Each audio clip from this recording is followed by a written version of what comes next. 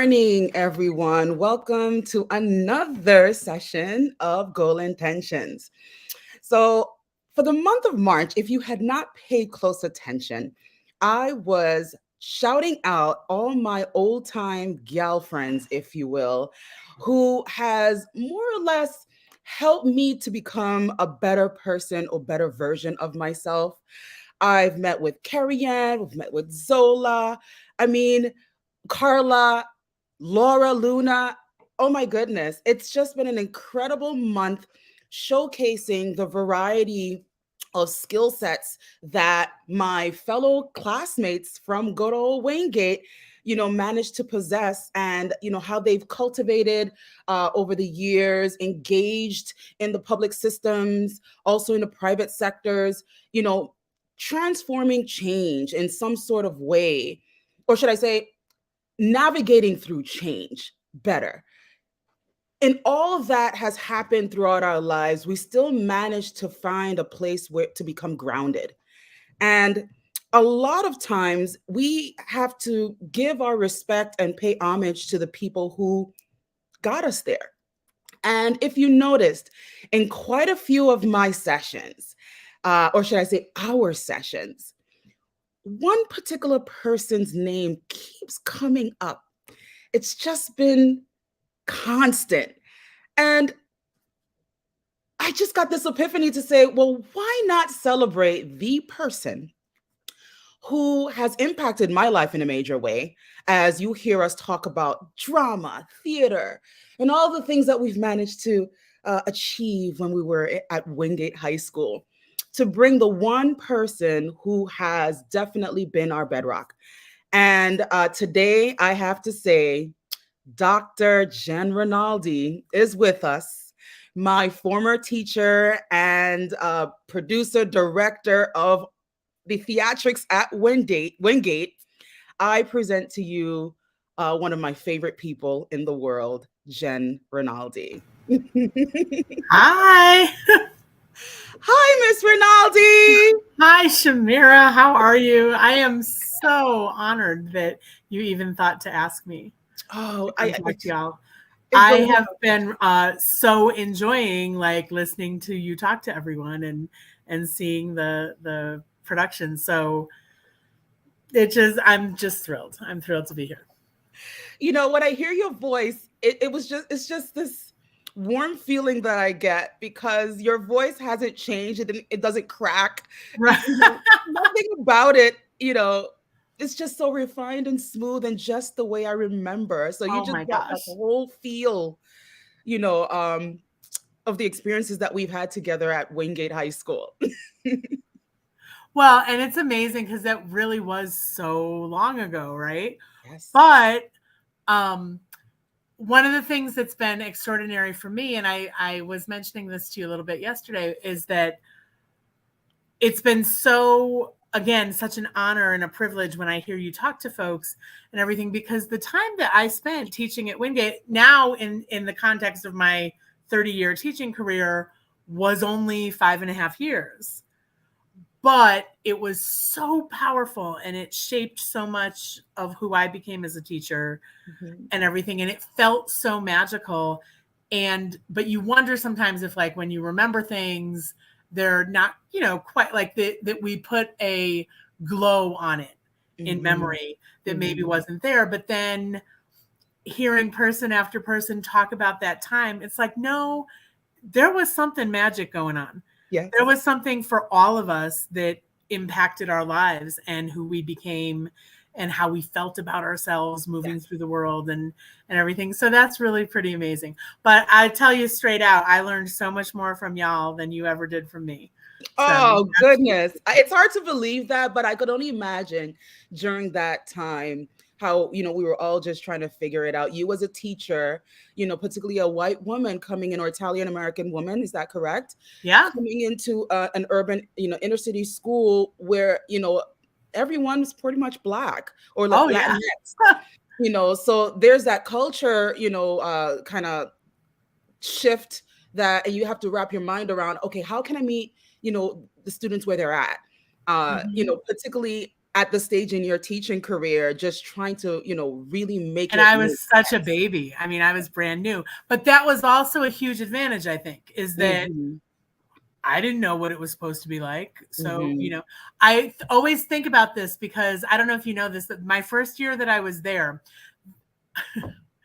not to call anybody out at Wingate, but they made a mistake. A well-meaning counselor Okay. mixed up my name and the name of a Creole speaking Haitian teacher named Miss Reynaud.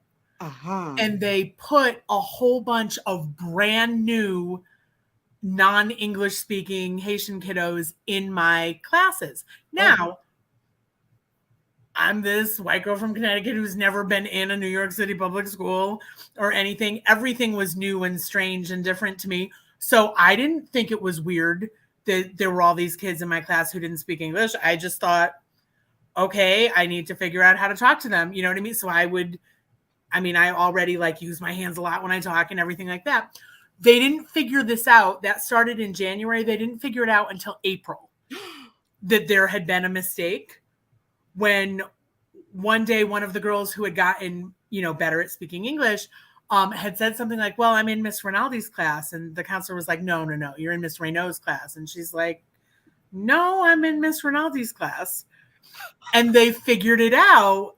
And it was one of those things where, again, like I didn't know any better, but that made me a better teacher right from the beginning Mm.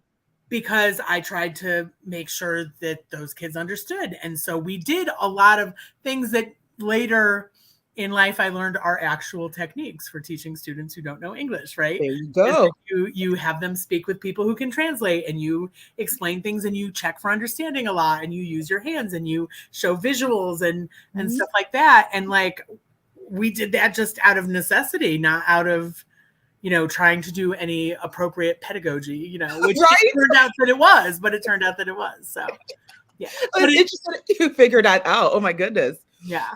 Well, and Wingate definitely shaped who I became as a teacher in general. Like you said, like all joking aside, I was never not going to be a white girl from Connecticut. That's who I was. But, and I've talked to Javon about this a lot. Having the opportunity, especially as an English teacher, when everyone was writing in my class every day, and we had those huge classes. Our class cap was 46 kids, which is so insane. And I Mhm. taught 6 classes. Mhm. So reading what all of these amazing, extraordinary teenagers thought, who happened to be Black teenagers, what every single person thought about something. And I'd ask whatever my free write question was, do you lie? Do you think that this is interesting or whatever?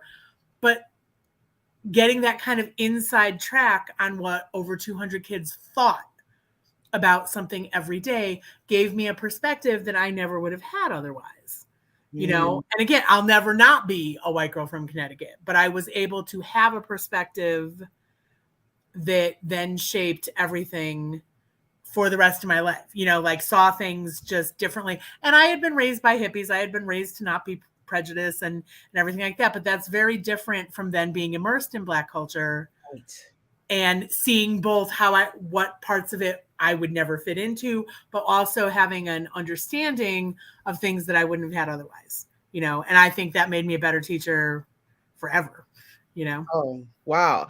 You know, I think about where teachers are or the education system is at this juncture. And I say to myself, why is it that they're trying to figure it out? Why is it that they're trying to come up with, these formal terms or ways or pedagogy that might make sense, but in the grand scheme of things, we were at a point in our lives when I was in high school where things weren't always figured out, Right. but plans were put in place, actions were put in place so that we can thrive, so that we can, see from a broader perspective how we can fit into certain places and, spaces.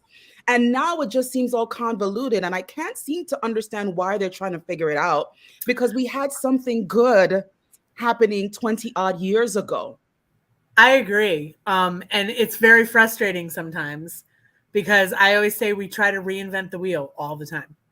And, there are some things that work. Oh, I'm seeing that. Hi.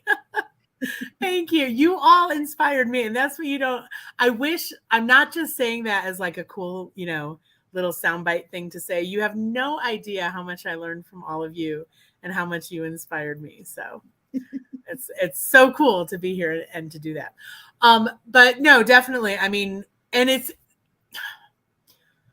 frustrating, but it's so important that at least as a country, we are talking about these things. Mm-hmm. And we're saying it's been inequitable for so long, and all of those microaggressions and systemic, and now we have a language for it. We didn't even have a language for it when I was at Wingate, right? But all those microaggressions and all those little things and all of those ways in which the intrinsic way that teachers were viewing students of color affected the expectations that they had and those kind of things, and the way that systemically, has not been good for millions of kids for years and years and years. It's so important that at least we're talking about that now, right? And everything. But sometimes I feel like you're saying, like trying to put those systems and make it really formal is still not the same as seeing people as people and talking to them and everything. And I always say, like, I think one of the best parts of my being there was how naive I was and how young and like, I didn't know that this should be way harder than I think it is. Like, I just, like I had grown up with my dad doing high school theater, and I knew how to do plays, and I was like, oh yeah, I'll do that. When Mr. Branscombe, do you remember Mr. Branscombe? Yes, I do. Mr. Branscombe hired me at Wingate. He wanted me to do plays. Mm-hmm. And then, and that was on my resume that, like, that I worked in community theater and that I had all this theater experience. And he would ask me, for the first like month and a half, he was always like, so, are you going to hold auditions? And finally one day I was like, Mr. Branscombe, and he was always like, call me Dennis. We're colleagues. I'm like, okay, Dennis. So the thing I've never done before was teach high school English, but like plays I've done. Like, I promise I'll have auditions. We'll do a play. I promise. Mm-hmm. Like, this is the part I'm getting used to and everything. But like, trust me. But I think they'd been trying to get a theater program going at Wingate for so long before that that had not been successful, and I don't know why. Right. But again, I think part of it was I was just young and was like, okay, we'll just do this. And so we just did. Do you know what I mean? Like, I didn't have all those, I didn't overthink it too much because I didn't even know to consider all those other things. But there weren't also too much bureaucracy that you had to cut through, right? Any red tape that you really had to cut through. Back then, again, it's all about action. So if you say you're going to do something, it was just about putting it in motion and making it happen. And not just for drama, it was for many of the programs at Wingate that I happened to hear about 20 odd years later. I didn't know they had an aviation class. Oh yeah, that was one of the most amazing things. And then, like, we didn't have a football team because we couldn't afford the insurance, but we had a fencing team. Right. It was very good. Very successful. So, it was bizarre. That's what I'm talking about, the action, not just the talk, and you were just instrumental in really kicking that off. But when I hear about your struggles, in trying to, adapt to becoming a good English teacher, whereas theater is what you knew, I have to think about when your birthdays pop up. I'm like astonished because back then we looked up to you, and still do. But at the time, we would have never known that you were just a few years older than us. Just a few. I'm 50 now. So, I mean, literally, I'm 44. Like, I know. I'm like 5 or 6 years older than most of y'all. Yeah, exactly.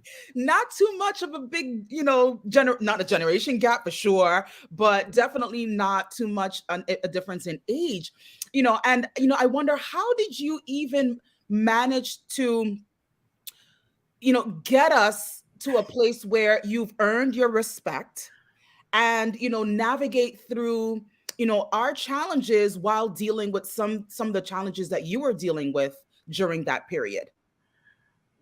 Again, I don't know. I think I was just I didn't know any other way to do it, and I didn't know to overthink it. So I was very fortunate myself. So I was a scholarship kid at very fancy schools my whole life. Mm. So, I mean, my parents were a teacher and a nurse, so I always say, like, we always had food on the table and everything, but nothing too excessive and everything. Like now when I say, like, I used to think I grew up poor because I went to all these fancy schools and I was always the poorest kid there.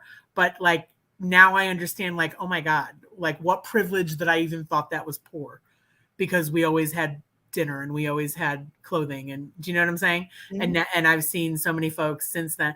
I'll tell you something. The school that I teach in now, like I said, we have a huge refugee population from all over the world. Mm-hmm. And that has changed because, and I'm not going to get political, but, the borders, Yes. the last president did not want refugees in the country. So we got a lot fewer students. But before that, and I'll tell you, like, when you teach kids who lived in refugee camps and then come to America, your perspective of what your privilege is astonishing, right? And so that affected it. But anyway, I was very lucky when I was a kid that I was a scholarship kid in pretty fancy schools. So I had a pretty excellent education. And I think that in that way, I was confident. I wasn't confident in any other way, but starting to teach at Wingate, like I knew that I knew what I was talking about English, and I knew how to do plays. And so at least I started from that place of like, well, okay, like I'm not a fraud. Like I can show them, that this is how we do it. And we learned some of it together as well. Mm-hmm. I'm probably a much better actual English teacher now. Like all these years later, like hopefully I've learned over the years. Of course. And I'm better at teaching essays and literary analysis and all of that stuff. But again, there was something magical about that time of just being open to everything. Mm-hmm. And also me being fascinated, by all of the kids at Wingate and the culture there and the other teachers. And that was another, I do want to say, for all that you are giving me the honor of saying that I was someone that inspired y'all, all those teachers there. So if you think about it now, I was 23, right? But Miss Barada and Mr. like all those teachers, and Mr. Branscombe were such mentors to me Mm-hmm. and treated me with respect immediately and as a colleague. And therefore we had these really productive conversations about being a good teacher and about, those sort of things. So, Well, that seems helpful. And, I'm hopeful that, in the systems that are in place now that has carry on over the years, because sometimes I feel as if teachers are at a loss, particularly with the volume, of the teaching roster. It just seems a bit overwhelming. And, I don't, there are a number of people who are effective, but then I see where there are gaps. Huge. And I wonder if the support is really there, to help people further along, in teaching children appropriately. That's a really good question. So my frustration, I believe that in most cases, by far, people who want to improve education are well-intentioned. Even politicians who are doing it for, different things. I mean, there are folks who profiteer from education, which I think is disgusting. But I believe it's well-intentioned. Nobody doesn't want kids to learn and doesn't want education to get better in how we teach kids. But I think it is so often so misguided. And like you said, like we've done it right before. Mm-hmm. So why we keep trying to reinvent it? And then, it's so much harder now, and not even, sorry, my dog. That's all right. Not even just like there's so many more restrictions on curriculum. Yes. And, telling me, like, I've managed to sort of avoid that over the years because I've always taught the college classes, or I've taught different things where they kind of just left me alone and let me create my own curriculum. And then frankly, my curriculum was effective. Mm-hmm. So like I'm the college right now, I teach college English. So like kids get college credit for my senior class. Mm-hmm. And the professors at the college were like, oh yeah. Like we saw the papers that your kids were writing and everything, you're fine. And so they pretty much leave me alone, which Okay. is very nice. I mean, I have to show that I'm doing, and I do, like I fulfill the curriculum. I make sure that my assignments are doing what they're asking me to do and that sort of thing. But lots of teachers are told exactly what to teach Mm-hmm. and they don't get to choose it, and certain books are forbidden Right. and Right. things like that. And that's gotten really weird Mm. over the years. Yeah. And then like everything was geared towards standardized testing for so long that people were saying like, oh, and this is to make sure that we're not leaving children behind, for No Child Left Behind. And this is to make sure that everyone has opportunities, instead of totally seeing it as the racist, classist, gatekeeping bull stuff that it was. Yeah, I'm trying to watch my language, Busby. But no, you know what I mean? Like people are finally realizing that a lot of that is so ineffective, but there's still many places in the country that are slow to on the pickup of that. Right. But many fewer places are taking SATs seriously and that Right. sort of thing, because we've discovered that they are so inherently racist Mm-hmm. and so inherently classist, and like just finally acknowledging that it's not equitable. Right. And we do need, and I'm not sure we know how to fix that yet, but at least we're talking about the fact that we have to. So I see that as some progress. Definitely. And with the right people in place, such as yourself, it just makes things a little easier. It's just that, whatever it is that the governing bodies that makes it more technical than it really needs to be, which is sad.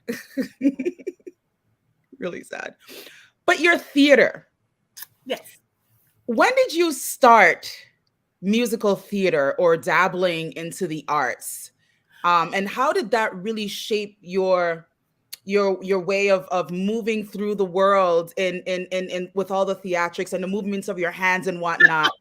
Because Well, so I use my hands a lot too. Like I just did the jazz hands. And that's because having to do drama, you become expressive, you do. So first of all, I'm Italian. We talk with our hands. But no, really, my dad was a high school English teacher who ran a drama program. Uh-huh. So from the time I was 6 years old, I went to school and then rehearsal. And so my father directed plays and musicals, and I went to rehearsal every day. And I thought the only time I didn't like teenagers was when I was one, but like my whole childhood, I thought the kids that my dad taught were so, they were wonderful. And I would sit there and watch them on stage and think they were just amazing. And then again, I didn't like teenagers when I was one, but then when I started teaching, I remembered that I liked teenagers, and I still do. It is an extraordinary time in people's lives when they are figuring out who they are and who they want to be and what they care about and everything. And it's kind of a privilege to bear witness to that like chunk of people's lives. And the way that kids grow between 14 and 18 when you know them in high school. And as a drama teacher, like I only have kids for English in their senior year, but as a drama teacher, I get to see them from freshman to senior, and it's always like astonishing. But so I grew up literally in a high school theater, like seeing my dad do it. And then when I was 12 or 13, I started doing community theater, like auditioning for things and participating in plays. And then my summer job all through high school and college was for a local community theater. And that's where I learned, like, yes, from my dad, I learned certain things, but I learned how to run a lighting board and spotlights and do costuming and build sets and what to paint and all of those things. So really, like, I was just, the interesting thing is I've never gotten a degree. I don't have a degree in theater. because I grew up in a theater and I had all this practical experience, but it was slightly validating. When No Child Left Behind came through, teachers had to prove they were certified in everything they were teaching. And Hmm. so they came at me and they were like, "You're the drama teacher and you don't have a drama certification. You have to take this test, in 2 weeks and everything." And I was like, "All right, like, okay."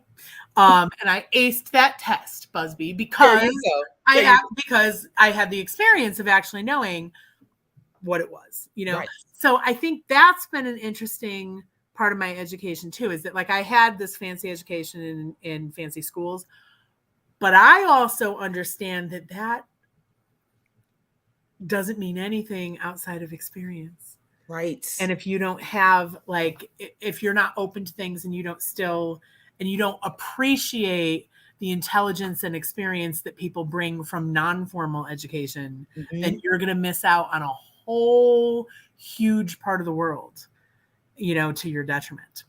But anyway, so I grew up doing theater, always wanted to do it, always wanted to be, despite challenges with my dad when I was a teenager. I was angry at him a lot, you know.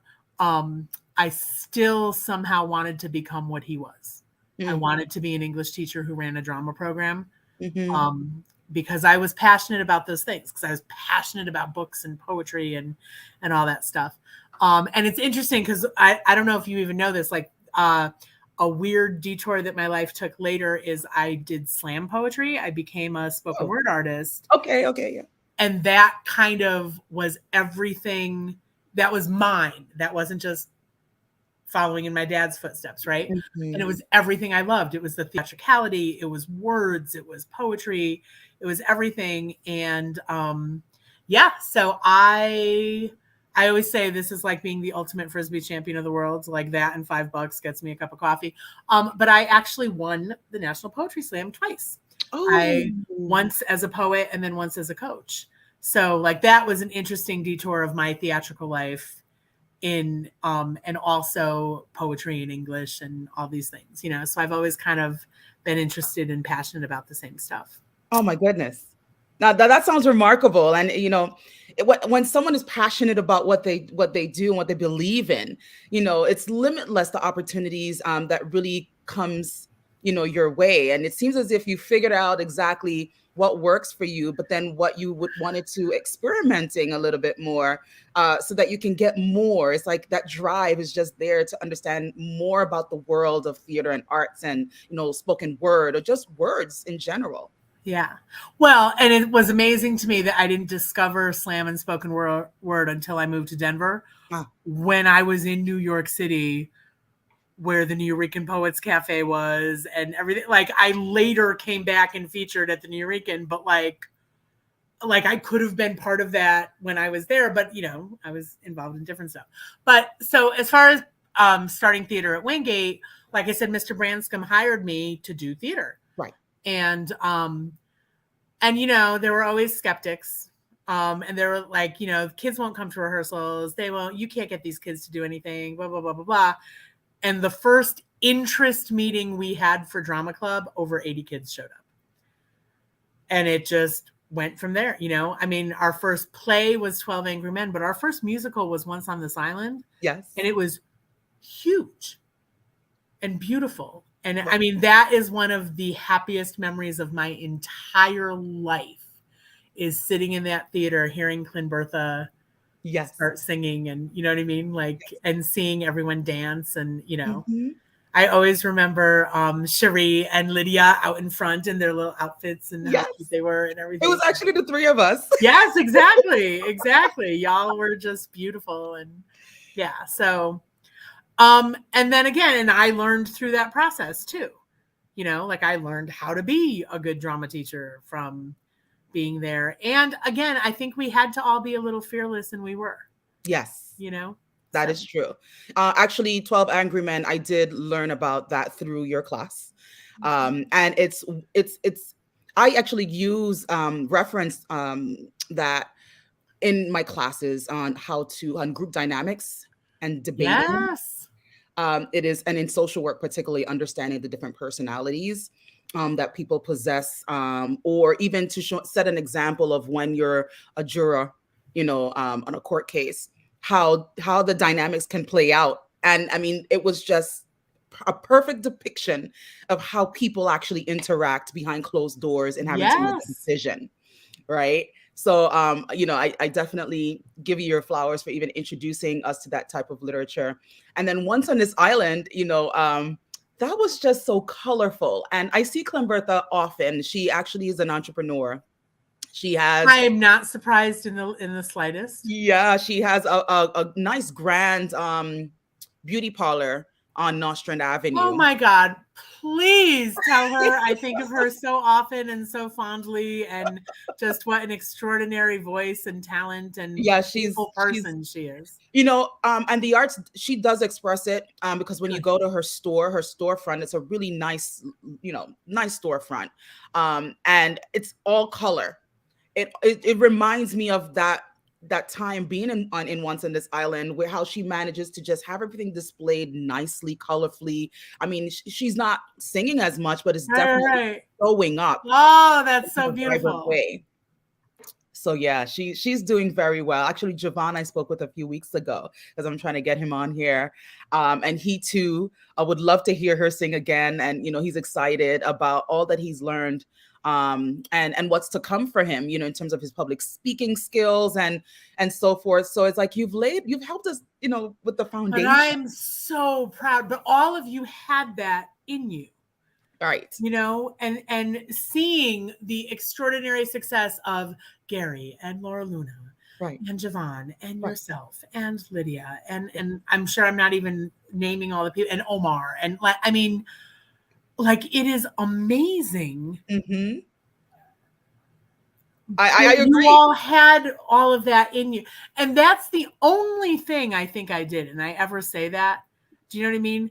The reason Hmm. I'm inspiring, yeah, Gary, hi, was that I saw how magic all of you were, and said that all the time, and was like, "Oh my God, yeah, you're," and that's all it was. Right. That's all it was, is that, and so now I am going to curse just this much, because I always say teenagers have perfectly calibrated bullshit detectors, Yeah. and they can tell when you actually think they're amazing Hmm. and when you're just saying it because you're supposed to, or you're just, being polite or whatever. And that, honestly, I think that's been a huge part of how I've been able to learn so much from students, because I've been open to it, because I've seen how amazing they are, and that I want to listen to what they have to say and learn Right. from them. But also, I think kids have always known that, like, I really do think you're magic. Right. And somehow, sometimes, just having someone outside of ourselves think that can have impact. And that was certainly true for me as a person. I had a high school English teacher. Her name's Mary Donnarumma, who was just such an inspiration to me. And Hmm. I consciously always wanted to be like that. And one of the things that always inspired me is she clearly loved us, Hmm. and thought we could accomplish anything, and believed that we were magic and that we could accomplish anything. Right. And that's very powerful. You know, It's interesting that you say that teenagers are really good bullshit detectors. I agree. And when I ask you the question about gaining respect, I have to say that the respect that you get that you've gained over time increased because you were also authentic. And it wasn't so much like we can glorify you about, yes, you've done all these wonderful things to us, you believed in us, we're magical and whatnot, but you were also passionate about what you were doing. And when we were veering in a different direction or testing you, you were not, okay, well, kids gather around, let's get order. You were not that person. You were very straight, very frank. If you knew you couldn't say it in English, you said it in Italian. And, it was just very clear that this woman really gives a shit. This woman really wants us to get it. because the world is not going to be as nice to us once we leave those Wingate double doors, So it was just refreshing for me. And I don't know for anyone else, but definitely for me, that particularly me, because I had my moments of testing you, that you would say, Busby, what's going on? Busby or Busby, Sometimes, yep. left stage. What are you doing? Stop talking. Right. And it's that moment where I had to say, wait a minute, I am being disrespectful and I really need to own my shit so that I can continue on with what she's trying to accomplish for everyone. And, not just me, quite a few people, if we were late, it was, you just made certain that we understood the importance of time management. We understood, how to conceptualize the realities of what's happening in our surroundings, but then you also provided us with the freedom to create. So our costumes, we made our own costumes. The set design, it was all by crew. When you did auditions, you didn't only do it for casting, it was for the stage crew, for lighting. I mean, we all just had to figure out our space. And while I danced, you recognize that I like to dance. And then Cherie and Lydia and I were a threesome. And, for us, it was just waltzing across the stage with our legs kicked.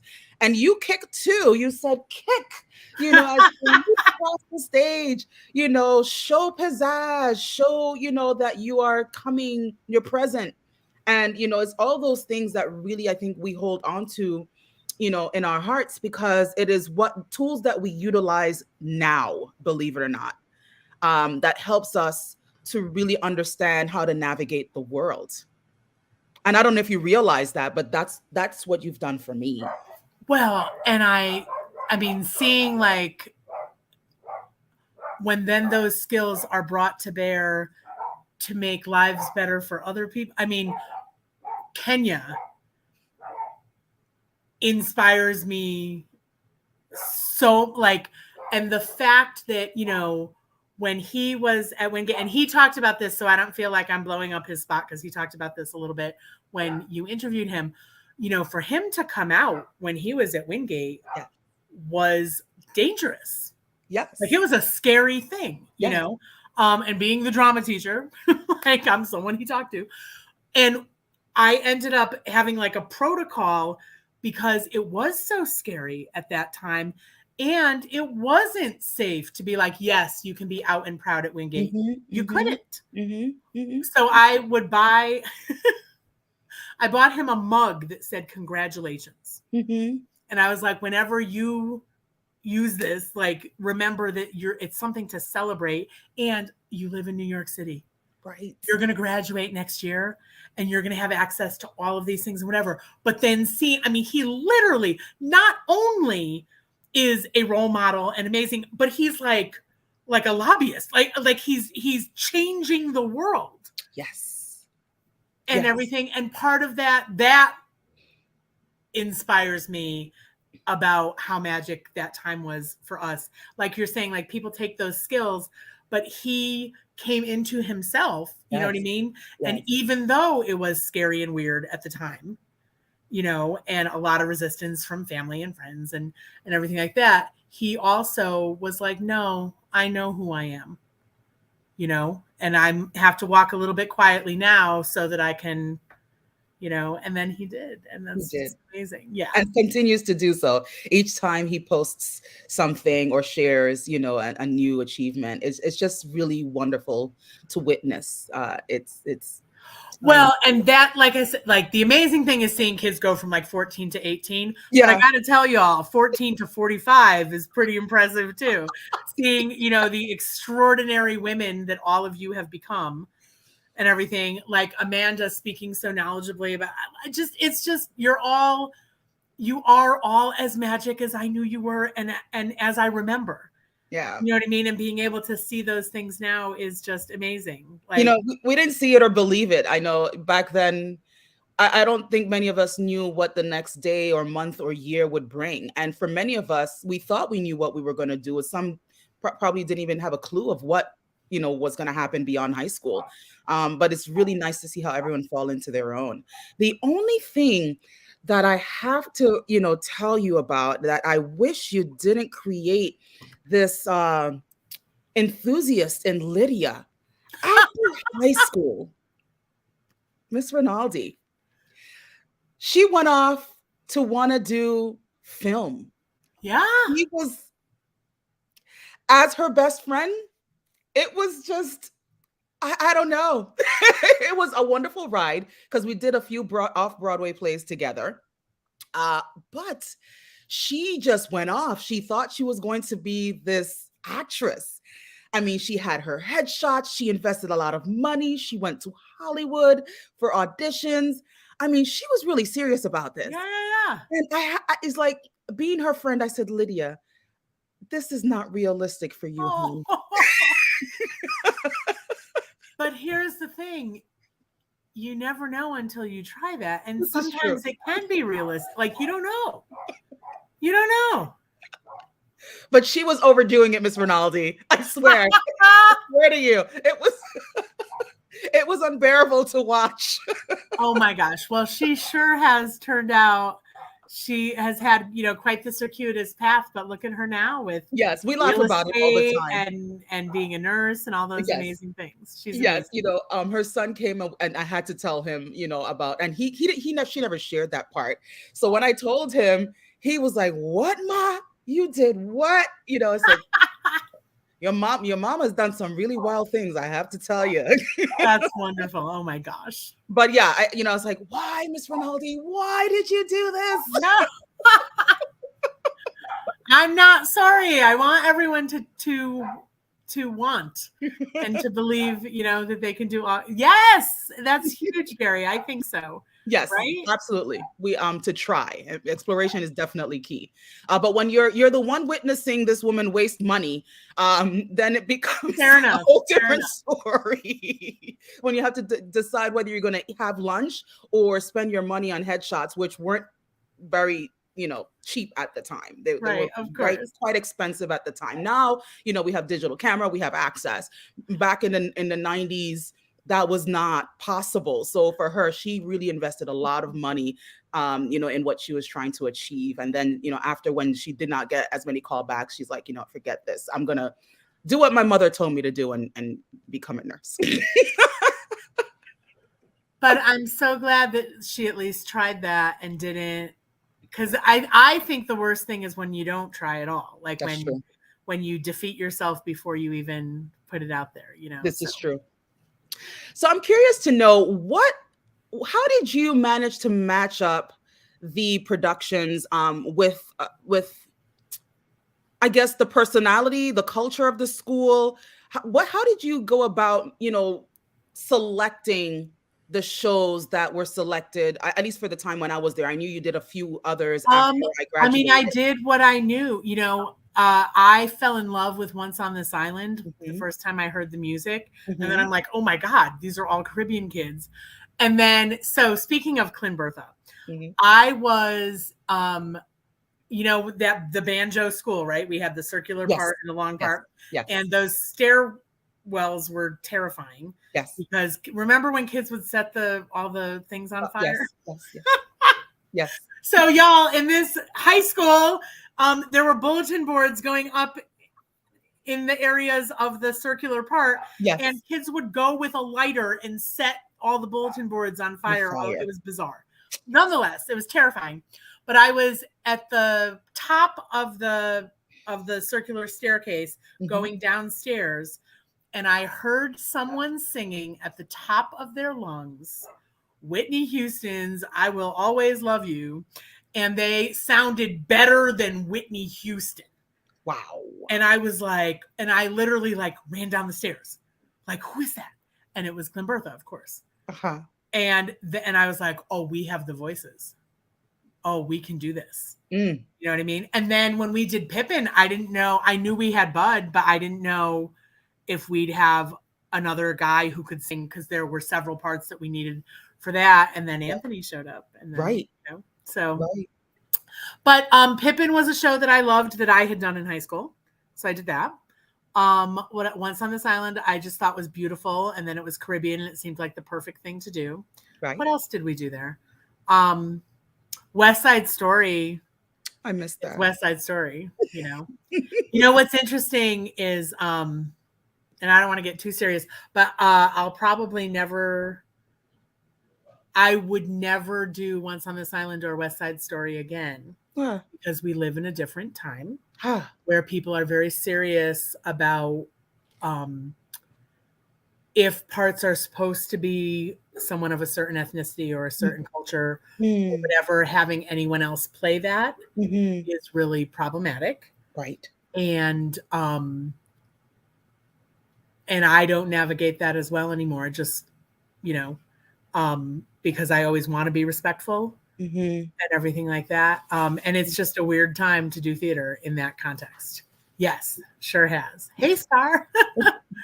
Yeah, it sure has. And again, that doesn't mean, there's still like wonderful theater to be done and inspire kids. So I just finished the musical Percy Jackson, The Lightning Thief, which I didn't even know was a musical until this year. But we needed something joyful, following the pandemic and following not having stuff and everything. And it was the right show to do with my kids right now, Right.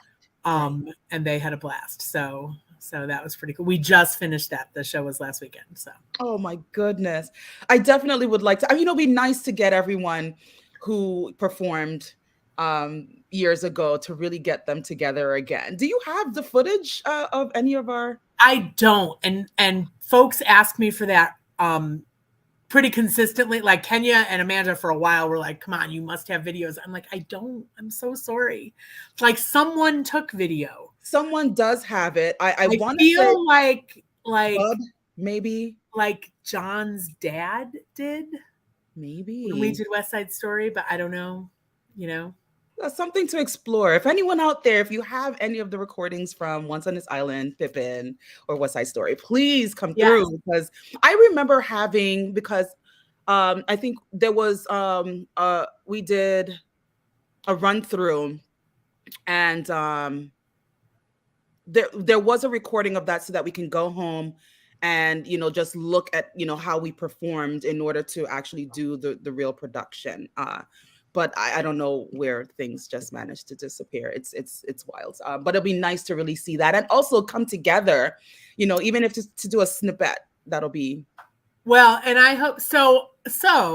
Almost until the pandemic, I brought 25 Denver kids to New York City every year on like a class trip, and we'd take them to Broadway shows and everything like that. And I would try to get together. Javon came a few times.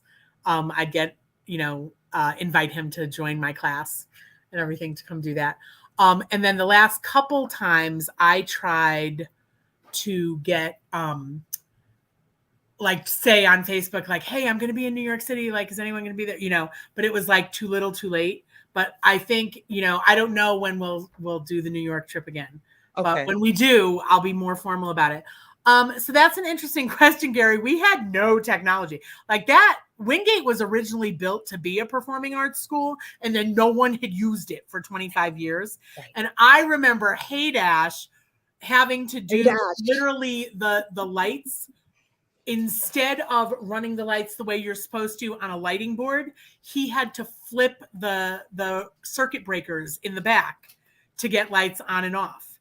You know what I mean? Like, so it sounds like it was pretty trusting and risky. It was more risky than trusting. It was like, we'll see what we can do and whatever, I was always afraid that the spotlight was going to like explode and everything. Like it was pretty, it was crazy. I always think that, and I always tell kids now, I sound like an old lady. And I'm like, when I first started doing drama and everything, the kid had to run breakers, like you're so lucky we have a lighting board and don't complain. And, that kind of thing. We did make it work. We did. And that is the extraordinary part too. And again, so when I keep saying like, I learned so much from y'all more than you did from me. that was part of it too, is that you could be fearless and just try stuff and you could make magic and like things could happen. And not just high school drama, but like you could be brave and do stuff and it would work sometimes if you just, and I know that sounds so cliched, but it is, I mean, y'all taught me to be brave about my teaching and everything. And that's been good. And, I had to be more brave when I moved to Denver. So this is, you'll laugh at this, I think. So having only taught at Wingate for 5 years, right? 5.5 years, when I came to Denver, the school that I'm at has kids from everywhere. So again, we had kids from all over the world, but we also have a large Hispanic population and a large Black population and a large white population. And I, having been at Wingate, felt the most comfortable around Black kids at that point. I was, you know what I mean? Like, I didn't know, like, but the Black kids didn't feel the same way about me because it was a completely different situation. Right. At Wingate, the whole culture and the whole school and everything was Black. So if these white teachers were here, they must be a little trustworthy. Like, they chose to be here or whatever. Whereas that trust really had to be built in Denver. That was a huge challenge when I moved here, was that all the kids I liked didn't like me, and well, I mean, like, I'm saying that dramatically, but like it took a year to gain trust. Right. And, to have all the kids understand that I was there for them and that I thought they were magic and all that stuff. And that But what led you to Denver? So my brother and sister-in-law had moved. So my part-time job at Wingate, because you couldn't afford to live in New York City just on the teaching job at the time. My part-time job was for a phone room that was for a political consultancy. So I worked like a few shifts on weekends. That was actually Bill Clinton's polling, like the polling firm that did consulting for Bill Clinton. So when Bill Clinton ran for re-election in 96, they asked us to open a phone room in Denver. And because I was free for the summer, I went and helped my brother open the phone room, and my brother ended up supervising it. Okay. They ended up shutting down the New York phone room because my brother's phone room in Denver was so much more productive because so in my family, Busby, I am not the outgoing one or the funny one or the charming one. Could have fooled us. Okay. My brother is so much more like wonderful and inspires people and everything. So he ended up opening the thing in Denver and moving to Denver. And when my sister-in-law got pregnant, I didn't want my niece to not know me. So I moved out here. And she is now graduating from college this year. Wow. She is graduating. I just spent the day with her because I'm on spring break and I never see her anymore. And we got really close. She went to my high school. So we got a big old dose of each other for 4 years, where she was in my English classes and my theater and all that stuff. So anyway, she's graduating from college, but that was why I moved here. Yeah. Oh, because I often wonder, why did you just move away? And it seems so far away. Well, and I would never have believed. And all I ever wanted when I was young was to live in New York City. That was all I wanted. But it was hard. It was hard. It was expensive. Yes. And and I lived at the top of Central Park, so I took 3 trains to get to Wingate every day. Like it was a lot. Yeah. Now you studied at NYU, and you studied, was it theater at NYU, or what exactly? Again, I've never studied theater. Right. So what all of my stuff, so my bachelor's and master's and PhD are all in English. My PhD is in literary studies, but that's a whole other thing. That went in a different direction because I ended up studying literary trauma theory, which is how people write about what happens. And I looked at individuals and cultures. Anyway, I ended up going to Argentina and interviewing torture survivors in Argentina who had written about what happened to them and everything. So it's interesting. Like, so I had a pretty standard English major at NYU that I got my bachelor's. And then I did my master's at Brooklyn, and that was in Renaissance and Shakespearean studies. So I got my Shakespeare cred there. And then for my PhD, like I just missed being in school and knew like technically I'm an adjunct, like I'm a college professor now, but not really. Like I'm a high school teacher who teaches college classes. Right. And I always wanted to be a high school teacher. Yes. And I didn't have ambitions that I would want to become a professor, mainly because like by the time you're an English professor in college, kids already know that they want to study that. Whereas in high school, sometimes you can make someone who didn't think they'd ever like poetry or Shakespeare or theater or whatever, you can like kind of capture them. Because again, I find teenagers endlessly fascinating. So when I went for my PhD, it was really for me. Like it wasn't to get a job. It was, what am I interested in? And I thought about all different things. And I ended up having this amazing, inspiring professor. And we looked at the only course that I could take that I could still like teach school and get to for this one particular semester was Latin American Jewish literature. And I was like, I don't even know what that is. Wow. And it was really fascinating. I didn't realize that in Central and South America, this is a whole other, I could go on about this for a whole other hour, but the United States government, and this is not some crazy liberal conspiracy theory, this is fact, you can find it. Trust me, I had to research it and prove it. But the United States government taught the governments of Central and South America how to suppress their leftists. So the rise of military dictatorships and juntas and military coups in Central and South America in the 70s and 80s, where there were all these authoritarian governments, they often disappeared people and held them in clandestine torture centers and stuff. And that's what my PhD ended up being about, is how individuals and then cultures wrote about genocide and trauma. And how their identity was shaped by how they chose to describe it. Anyway, that's a whole other thing. But yes, so but I ended up in New York because I went to NYU. Right. And with all that you've done, that trajectory, that's really impressive. And oh my gosh, I didn't even think that you can go that deep into, reading traumatic experiences and just like analyzing and assessing exactly what that means for a population of folks. But I wonder, how would you turn that into the creative side? If you've ever thought about that, whether it's through your slam poetry or even having to do a play, have you thought about connecting the two? Because when you think about West Side Story, that was something that truly happened years ago in New York City. Pippin, Once on This Island, and all the 12 Angry Men, these are all true episodes, true life, happenings. And, with what you're saying, it would really be nice to hear these stories. There's kind of a funny way that this got manifested.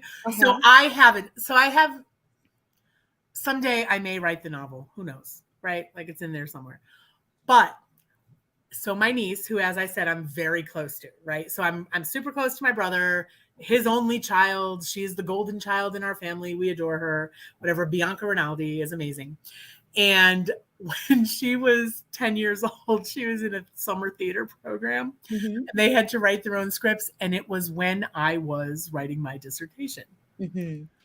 So my brother and I go at the end of the summer to see her little production and whatever in this like theater program for children. And they're like, and this is an original work from Bianca Rinaldi about the desaparecidos of Argentina. And the lights go out and you hear people screaming. And she had written an original script about the torture and about the way that people were like, and my brother was just looking at me like, wow, oh my God, my kid wrote a play about torture. I'm like, I'm sorry. We just we talk about what I'm studying and everything. She was paying attention. That is, she was totally paying attention. But I just, it makes us laugh now because I can't imagine the people at this theater who were like, you want to write about what? Yeah. Okay. Yeah. And they let her, you know what I mean? I mean, and it wasn't like gratuitous. Gruesome. Yeah. Yeah. But it's just kind of funny. And my brother still, I'll never forget him looking at like the look he gave me, like, really? Okay. You know, it was kind of funny. But no, it is like, and these things are important. And my studying that was a connection to art because it's how people write about that experience and what happens to them. And again, how we heal from it, right? Like how you characterize what happened to your culture or your community or your family or yourself. Right. And how you memorialize the tragedy of it helps you step forward with a new identity. Right. You know, deciding if you're going to be victim, if you're going to be warrior, if you're going to be, you know, like how do you acknowledge the wrong that was done to you without dwelling in it and living there? Yeah. And everything. I mean, it's a lot. I know it sounds like a lot, you know. And I'm like my social work gears are really turning, and I'm like, oh my gosh, you're listening it or reading it, and you know, imagine, you know, if we were to be immersed in it and having to assess these individuals and hearing their stories live, it's well, and that's the thing too, is that it's an awareness, not to bring it all back to this, but like the collective trauma of being a person of color in America for all these years. Oh, I love you guys so much. Thank you. Yes, I specifically studied Armenia and Argentina when I did this for my dissertation, but it applies to so many things. And when I do think about like how we characterize what happened to us and shape identity is something that can apply to all of us. You know what I mean? And again, I have so many students. I have unaccompanied minor students who literally like escaped on the train up through Mexico from Guatemala and stuff. Like I have students from all over the world, from all kinds of situations and everything. And you know, we did have that at Wingate with a large population from Haiti at the time. Right. That was escaping the Tantamakuts and all that. So like my 30-year career has always been adjacent to students who were dealing with collective, like individual trauma and collective trauma. Right. And everything. And again, at first I didn't, you know, have any specific pedagogy or techniques to do that. I just loved kids and wanted, you know, to be a safe space. I mean, and this is going to get really serious really quickly, but I remember an English class at Wingate where we were doing Maya Angelou's I Know Why the Cage Bird Sings. And remember, I was 24. Okay. Like y'all might've thought I was the teacher, and I was, but like I was 24. And when we started talking about it, so many of the people in the room, and it was a safe space because it was my co-op class. So I'd had them for 2 years. We were all very comfortable with each other. Right. So many people in the class started sharing that they had been sexually assaulted as children. And I'm 24, 25 years old, sitting there like what have, not afraid that I'd open this, that people were talking, but like, what if I say the wrong thing? What if I don't honor this in the right way or whatever, you know? But we just listened to each other and acknowledged the severity of that experience for so many people. Right. And everything. And, you know, and talked about maybe why she had written this and whatever.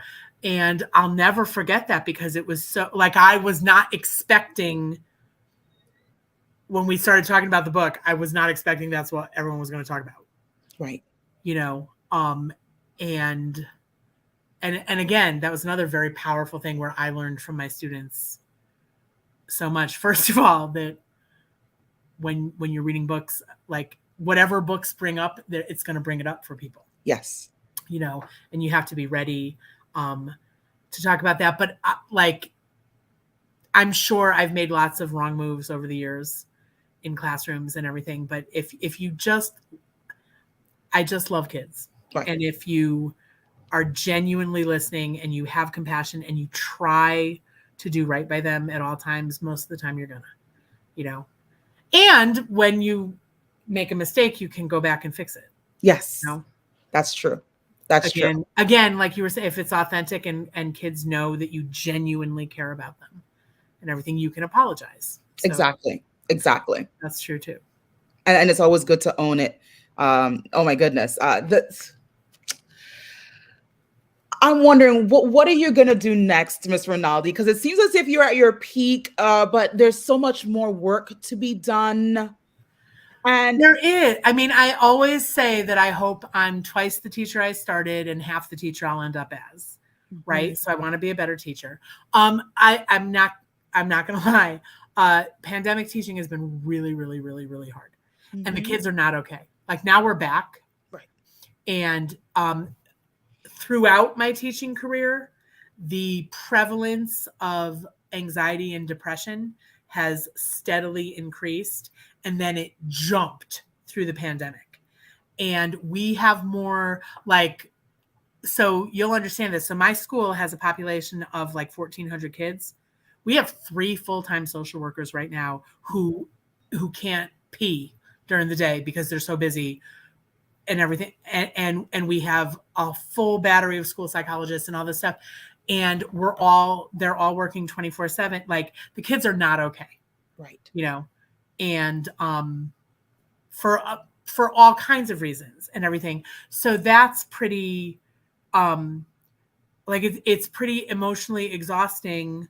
Just teaching is because if you love kids, like we're trying to figure out a way to bring them back to some sense of security and normalcy. And the metaphor that I actually used in my class this week is, people who live through earthquakes have a collective experience. Like it's something that Californians understand if they've all lived through an earthquake, because what you thought was stable, like you could count on the earth not moving. Right. And then it does. And you're like, oh my God, like I can't believe anything. And I feel like the earth moved for all of us with this pandemic that we just totally weren't expecting. Like, I mean, we were all blindsided by this. And again, and when you're a young person, like that's the time of your life when you're supposed to be optimistic and you're supposed to believe in the future and all that. And then it is absolutely, Gary, right? And then all of a sudden, everything that you believe is true isn't true anymore. Right. And everything that you thought your future held. I mean, all the kids, my senior class at the time, who all of a sudden the end of their senior year was gone. The play that we were doing was canceled the week of the play when they were all ready to go. And, I mean, and that sounds like minor things when people have struggled with so much and we've lost so many lives and everything like that. But so anyway, being a good teacher and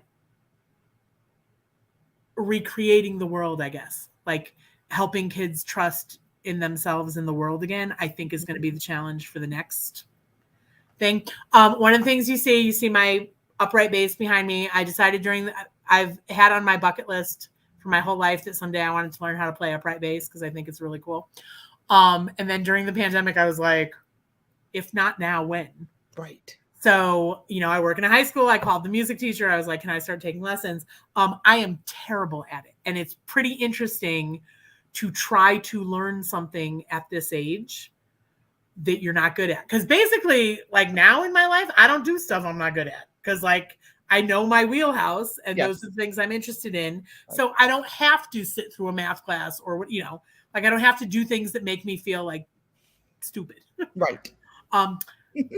Sometimes playing the bass makes me feel stupid. But that's I think it's good for me, that's right? And I'm going to get better. I don't practice as much as I should. My husband, you can see it. My husband plays the harp. And he practices all the time and therefore consistently gets better. And so he's an inspiration, right? That I need to practice more. But so that's what's next is I'm going to learn how to be decent at the bass. I'm going to try and be a good teacher. I'm going to try and put on plays. I'm going to keep living my life. And I'm not even saying this but intentionally, right? Yes. Yeah. Would you mind closing us out with a spoken word? Are you? Could you do that for Oh me? my gosh. So I haven't competed in like 10 years, so I Uh-huh. don't know. I don't know how memorized I am. Okay. Um, Even if it's ad lib, it's fine. no, well, because it's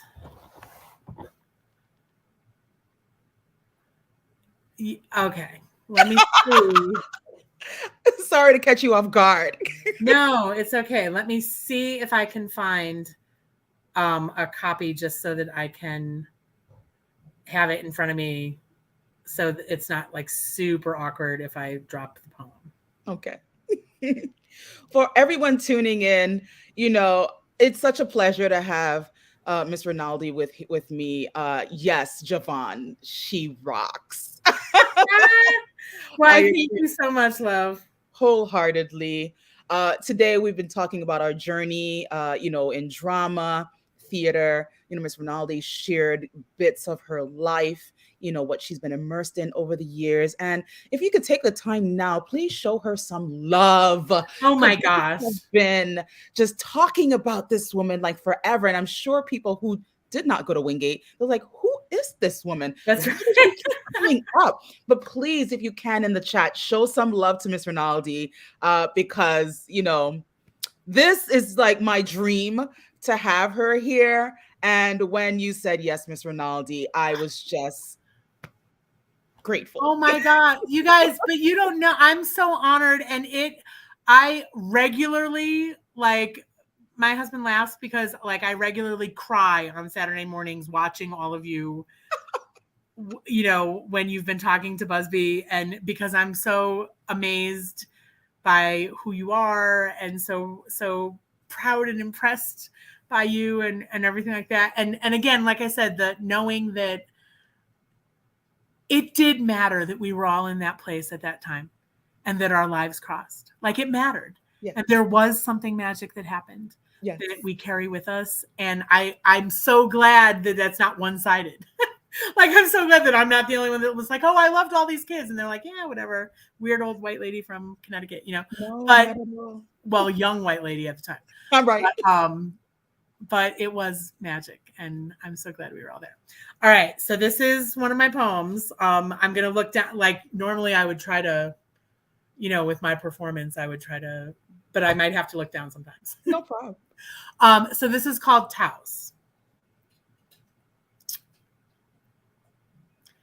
In the looming silence before the spill of sun, some few chosen desert dwellers wake in their lonely, lovely dark, and they hear it. A buzz, a thrum, a resonant rumble. Something is moving and audible. They hear it. In Taos, New Mexico, these afflicted wander disoriented into kitchens and bedrooms and cubicles and boardrooms and eventually doctors' offices and waiting rooms asking, can't you hear that? Because it purrs so insistently through the very core of them that they can't imagine that you don't. The sound is known as the Taos hum. And whether it's alien song or the engine that turns the earth or the sonorous snores of some fearsome beast that portends apocalypse upon its waking, I don't even care. Because what captures me is this. Once they hear it, whatever it is, they can never not hear it again. And I can't hear the Taos hum. But I almost wish I did, because the hum that thrums through me deserves such tangibility. Once you hear it, you never don't. And there's so many things that once we know them, we never won't. And the things I know that I can't unknow fibrillate through my whole self, tainting every moment with what I know now. Because knowledge is so powerful that sometimes it burns. It can twist and scar and mangle. And yeah, once you know it, you're a whole lot stronger. But so much more wary. And so much more ugly.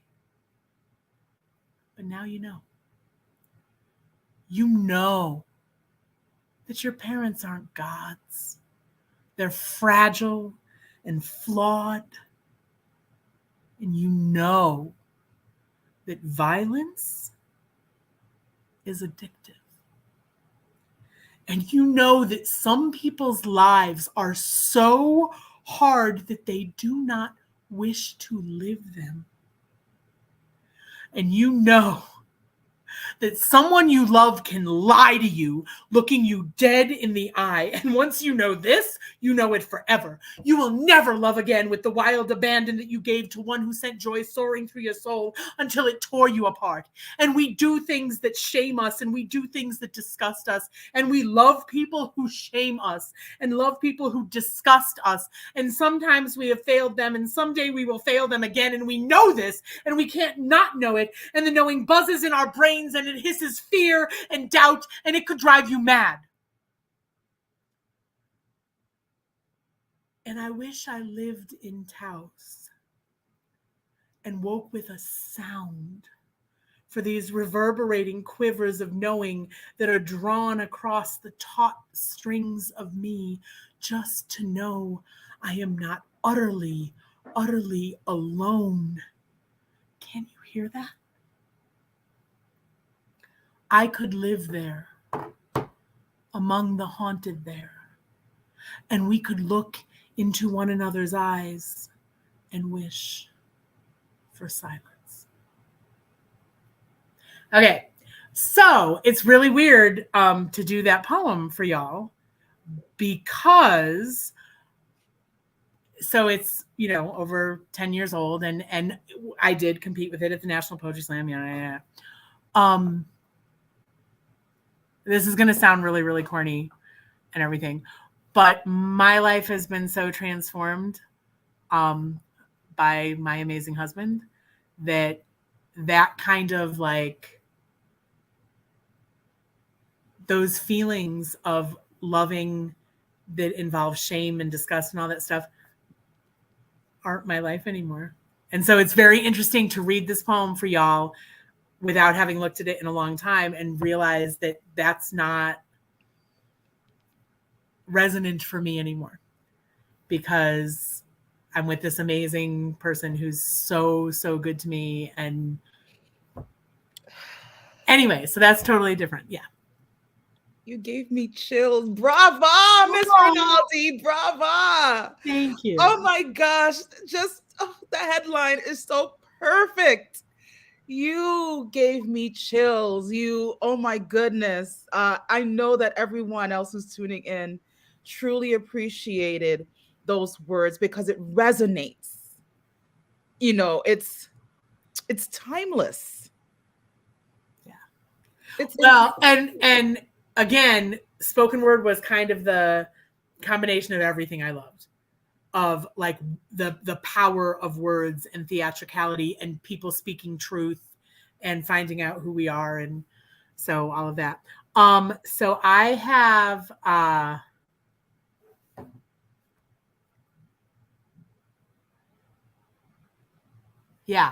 I did get to perform in New York at the New York once, and Javon was there, and you know, like my friend Patty was there, and it was definitely like a mixing of my worlds, you know, because I got to be back there. But New York is always a part of me, you know. I miss it a lot. Brava. That's all I can say. Thank you. Thank you. Oh gosh, that just that encapsulates all of my feelings about you. In all honesty, this is not pretentious. This is just like, you know, how does one person, you know, just give, you know, another person all of these feelings all at once? And even if, you know, sometimes you don't feel it for yourself, you know, we give you power, but you gave us even more.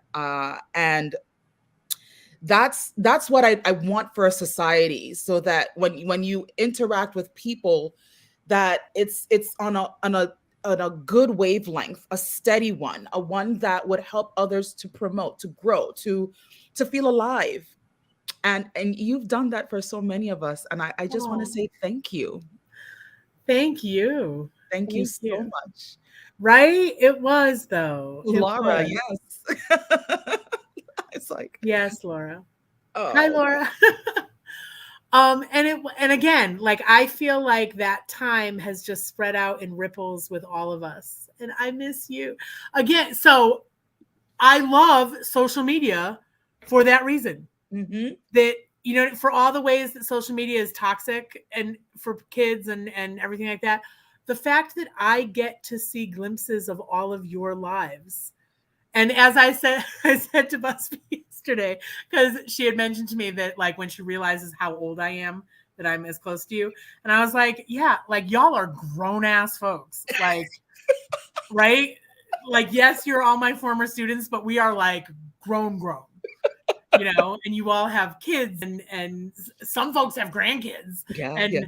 and you know, and we're all just out there. And but the ripples of that time that we spent together, I certainly have impacted my life so much and have made me, and then you all have then impacted the students I've had now, because it changed who I was as a teacher and how I felt about how I talk to kids about things and whatever. So I teach Black Lit and Hispanic Lit. And you would think, wait, Miss R, why is the white lady teaching those things? That's a really good question, because we should have teachers of color, but we don't in my department. Right. So at least we still have the courses, and I certainly studied all of that so that I make sure that I know what I'm talking about and everything like that. But it is an opportunity for me to teach really powerful stuff and everything. And I tell the kids on the first day, like, we're not pretending this is if you're looking for something unbiased or like, nope, that's not what this is. Mm-hmm. Like, Black Lives Matter. That's why we're here. We're going to talk about this. Like, I'm not even playing with you. So if that is not something that sits comfortably with you, this is not the right class. So whatever. And so that's an opportunity that I have, you know, again, with the perspective I gained from Wingate. But again, part of the perspective I gained from Wingate is that I'll never really understand, but that I always should try, you know. And again, we're all, so I went to all these fancy schools, right? And then I taught at Wingate. And now I teach at South, which literally, like I said, we have kids who live in multi-million-dollar homes. We have kids who live in 2-bedroom apartments with 12 other people who just got here to this country from a refugee camp in Kenya. We have kids, you know, whose families go back and forth crossing the border dangerously from Mexico all the time because they are undocumented. And like, we have all kinds of situations, but 30 years of teenagers has taught me that teenagers are teenagers are teenagers are teenagers.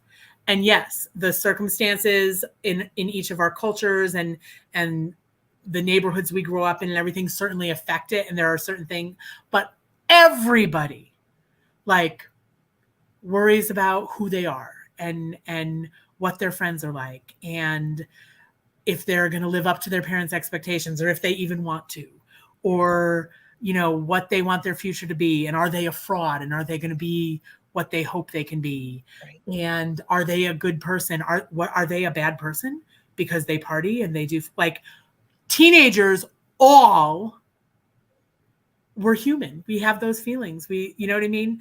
And so that's been an amazing thing to have such wildly varying experiences throughout my experience. Has done nothing if not tell me that, like, yes, we have to acknowledge our differences and acknowledge inequities and work towards all those things. But we also, like, seeing the humanity in one another, everybody, really is the key. That's how you fix it, is you hang out with all kinds of people and, you know, and see their humanity and recognize their innate humanity. And that's it. Anyway. Miss Rinaldi, thank you so much for saying yes and to being here. Thank you for the honor of even wanting to hear me talk. So, oh gosh, what a pleasure! What a pleasure! A wonderful close. That, I mean, you know, the month isn't over yet, but this is the last Saturday in Women's History Month, and quite frankly, year round we are celebrating women, but particularly because it's Women's History Month, I wanted to make sure that, again, the people whose impacted my life in a major way were celebrated. And you definitely, you're one of those women. And, and for many, as you can see, based on our chat and in the audience, that people love you. And if you didn't know it then, you know it now. Oh, well, and I love all of you so much. So this has been absolutely beautiful. I will need a link for my mom. Yes, So we can yes. watch this later. Right. Because It's on that's YouTube. Yes, I will definitely. Okay. So for everyone tuning in to Goal Intentions, have a purpose-filled day. Thank you so much for all your support, throughout the year, because it's been a little over a year since I've been doing the live stream. So thank you all so much for believing in me and continuing to watch. It really means a lot. And, on to the next, upward and You onward. are powerful and amazing, and this is always inspiring. Every single week it is. So Thank you so much. Take good care, everyone. thank you, everyone. Love you. Love you too.